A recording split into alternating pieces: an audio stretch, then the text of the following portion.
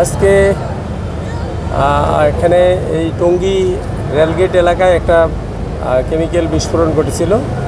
তো আমাদের এটার মেসেজ পেয়েছি আমরা 15টা 21 মিনিটের সময়।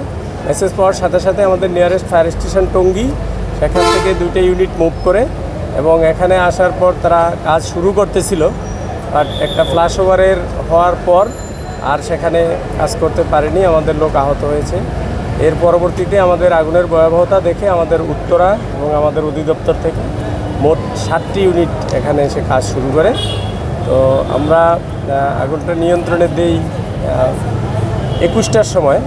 যেহেতু একটা ক্রিটিক্যাল আগুন এবং এটা কেমিক্যালের আগুন, এটা সাধারণ কোনো আগুন না, সেহেতু এটাতে এই আগুন নির্বাপনে অনেক টেকনিক অ্যাপ্লাই করতে হয়।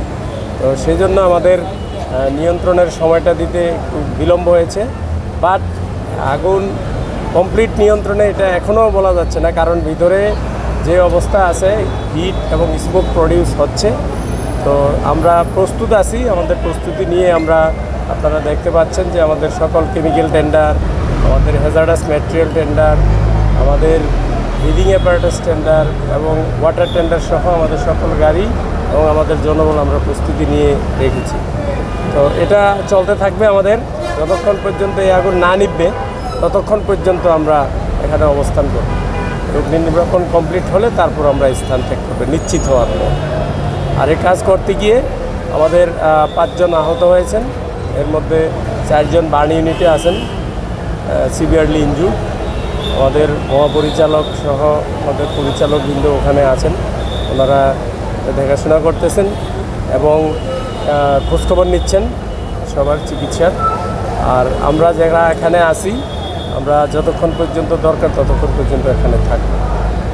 আর এই ভবন সম্পর্কে যদি বলতে চান, এটা আপনারা দেখতে পাচ্ছেন এতক্ষণে যে এটা ভবনের কোনো পর্যায়ে পড়ে না।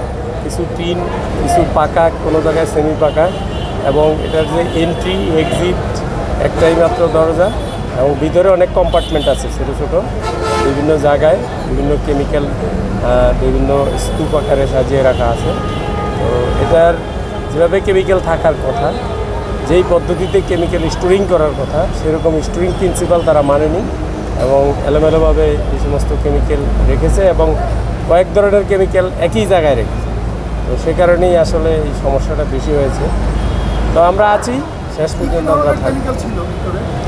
এটা কেমিক্যাল ছিল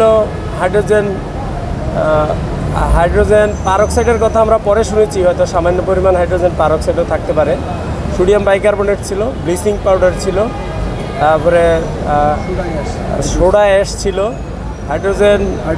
হাইড্রোজ ছিল, তারপর ওখানে কিছু স্টোন দেখেছি আমরা, কিছু মেটা ছিল, কিছু আমাদের এই ওয়াশিংয়ে যে সমস্ত কেমিক্যাল ব্যবহার করা হয় ওয়াশিং প্ল্যান্টে, সেই সমস্ত কিছু কেমিক্যালস ওখানে ছিল।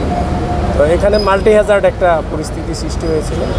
তো আমাদের ফায়ার ফাইটাররা জানেন, ফায়ার সার্ভিসের অনেক ঝুঁকি নিয়ে কাজ করে, আজকেও এটার ব্যতিক্রম নয়। অনেক ঝুঁকি নিতে গিয়েই আমাদের এই 5 জন আহত হয়েছিল।